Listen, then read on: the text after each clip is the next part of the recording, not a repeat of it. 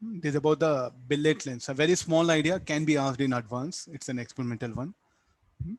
Okay, after this, we'll take the next one, the Fresnel biprism.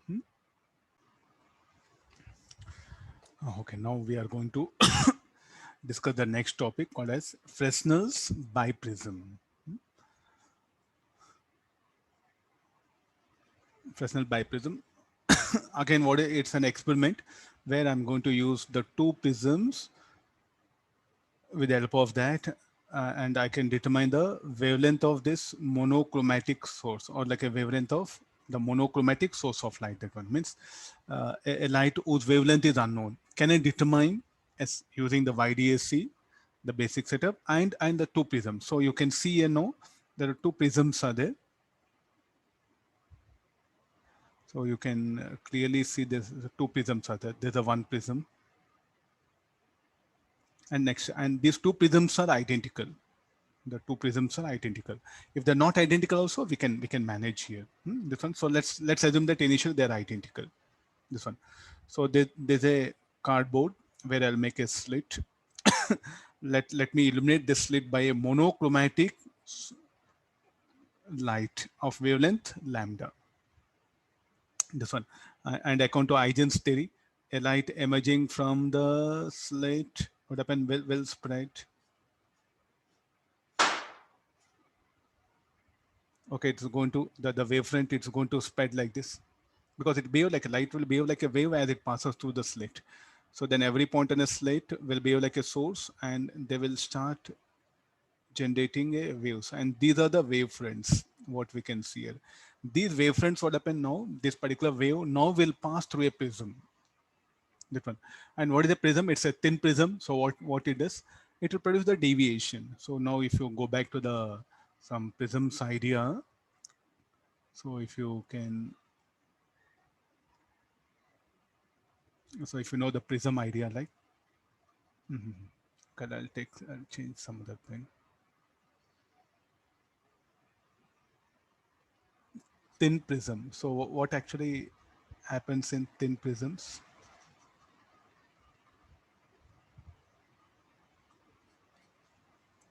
Thin prisms, the deviation suffered by if the prism angle, if it is somewhere around less than, we don't have exact boundary.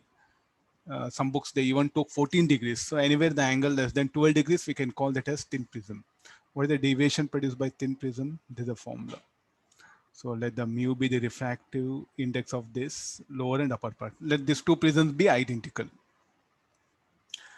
Now this particular source of the slit, what happen, will act like a source of light, monochromatic source of light, and the rays emitted by the slit will pass through the prism, they'll undergo deviation. As the deviation produced by thin prism is given by this formula, let me apply that.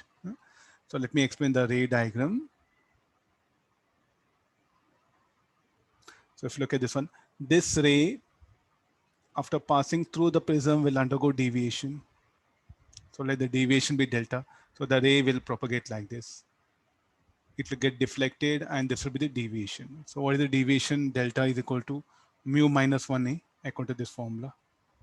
Similarly, let me consider the another ray. So the another ray also, after passing through the prism, will get deflected, will undergo deviation, and will meet the screen somewhere at point D. Then these two rays, I'll produce it back. These two, the deviated rays. So they will get deviated. These two refracted rays, they'll diverge from a point S1, and so therefore this S1 will become like a virtual image. Then what will be the wavelength of these rays? Will be lambda. What was the lambda? This is lambda. All the wavelength of the rays passing through the slit will have wavelength. So what is the wavelength of all this? Will be lambda. So what we are getting now? So here, what we are doing is we are making the different rays to acquire different phase, different path difference. When they reach here, definitely they'll undergo superposition. What actually happens here? So we can also take a ray like this here. Okay, it may bend, sorry. It may bend. Then, so next another ray, it will bend here. Then next some sort of rays. So here, what do we get? We get a superposition of waves here, and each wave, what happen, will have different path. So like that, the waves, if they're having different path, and due to that path difference, if the path difference is equal to like a n lambda, will get a constant influence. If the path difference at a point on a screen where the waves arrive is equal to 2n minus 1 lambda, will get a distinct. So like that, we'll get an interference bands. Alternate bright and dark regions will be obtained on the screen.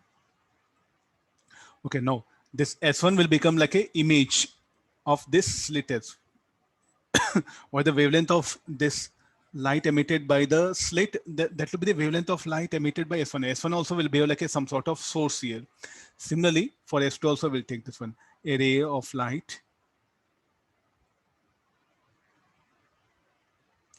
after refraction will get deviated like this. Similarly, after refraction will get deviated. So produce it back these two rays. So as if these two rays are like a emanating from source S2. So this S2 will become like a now the virtual image of the slit S. So now S1, S2, are they coherent? Yes, they are coherent. Okay, let's go for the calculation of this D naught. Now, what is the deviation suffered by the ray? Delta. And what is the deviation? Delta is equal to mu minus 1 by A. So from this triangle, from this triangle, look at this triangle. What is tan delta? You can write it as D naught by A. What is this length? Should be equal to D naught. And what is this length? Should be equal to A. So what is tan delta? Will be D naught by A. As this is a small angle prism, delta will be very small. So therefore, what you can write, tan delta, delta is equal to D naught by A.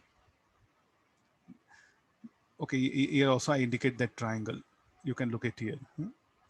Okay, there's a deviation produced in terms of D naught and A. So now where the particular source S1, S2 are located from the slit at a height, at a vertical distance of D naught. Okay, now let me bring the equation for the deviation produced by the small prism mu minus A. I'll substitute this delta here. Then this equation will become D naught by A equal to mu minus 1A. So what is D naught equal to? Mu minus 1 into capital A by small. What is capital A? Angle of prism.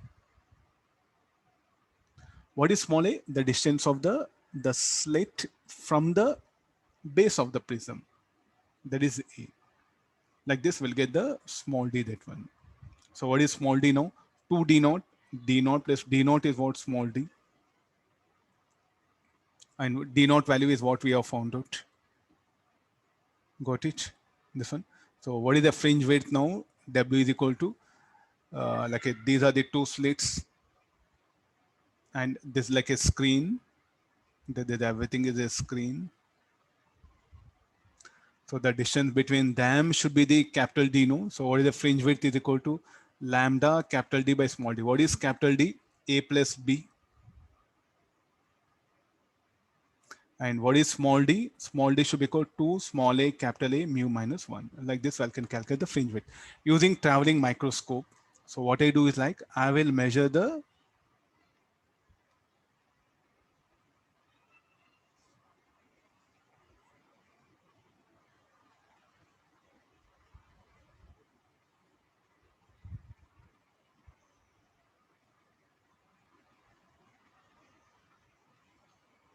we can measure the fringe width. Okay, once we are able to measure the fringe width, then we know A, B, capital A mu minus 1 will get required expression for the wavelength of the light. There's a one very, you can say, popular experiment which is used to determine the fringe width here. And now look at the central maxima. Where do central maxima will be? Will be at the axis, because the prisms are identical here. So what is the basic condition? Prisms are identical. So central maxima, where it will be? At the axis. Now, what happens if prisms are not identical? Of course, they have same mu. In that case, the prisms are not identical. Prisms are not identical. In that case, what happens? The angle of prisms will be different, A1 and A2. then the S1, S2 will not be symmetric in that case. So what do we get is like a S1 and S2 will not be symmetric. You can see from here. So like the distance D1 and D2, we will mention it. So what is D is equal to D1, D2. Try to see this one here. Fine. Okay, what is D1? Okay, now again we'll go for the same triangle. Tan delta 1 equal to D1 by A. Tan delta 2 equal to D2 by A. Delta 1 is very small, so this will become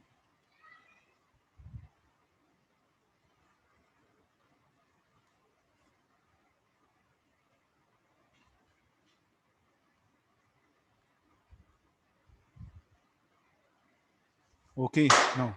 So what is D is equal to D1 plus D2. So we'll substitute here. The deviations are very small. So finally, we'll get that is equal to D is equal to delta 1. I think here delta 1 plus delta 2. Finally, we'll add up. No? So this will be the expression for the distance between the slits. Again, the fringe width is given by lambda capital D by small d.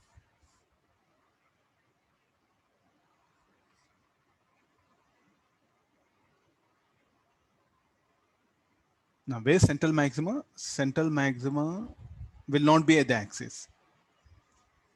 Will not be at the axis here. Are you looking at this one? The central maxima will be here. You can see this one. If the prisms are identical, a central maxima will be there at the axis. So this is one very, you can say like a popular experiment to determine the wavelength of light. This wavelength I can find out. So usually getting prisms which are identical, it's a bit difficult. So therefore this is slightly that experiment can be modified. If the prisms are not identical also, yes, no problem. We can manage with this equation. So this is when prisms are identical. So this is when prisms are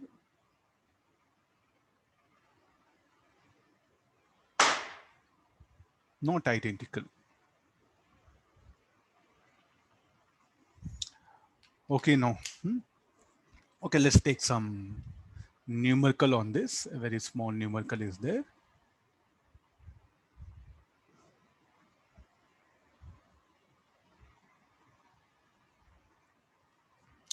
Okay, let me read that question.